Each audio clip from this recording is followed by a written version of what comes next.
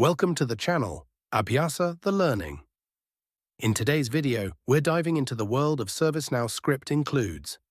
If you're looking to understand how to create reusable server-side scripts in ServiceNow, you've come to the right place.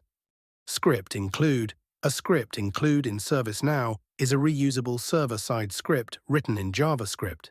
It allows you to define functions and logic that can be invoked from other scripts, such as business rules, UI actions, or other script includes.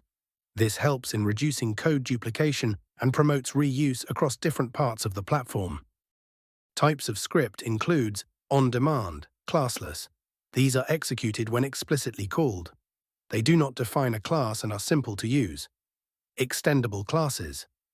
These script includes define a class that can be extended by other script includes. This allows for object-oriented programming principles within ServiceNow. Global, available to all scopes by default, but they should be used sparingly to avoid unintended interactions.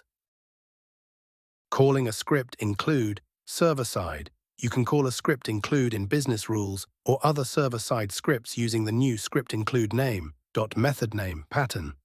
Client-side, when marked as client callable, you can call script includes from client scripts using GA Scratchpad or Glide Ajax. The latter is more common and allows you to make asynchronous calls to the server.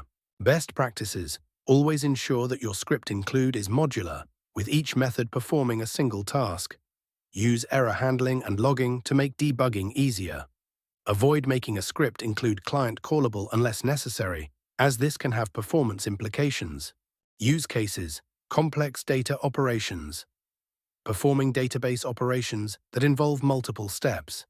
Integration: script includes can be used to encapsulate logic that interacts with external systems, making it easier to maintain and update integrations. Thank you for watching. I hope you found the content on ServiceNow Script Includes helpful and insightful.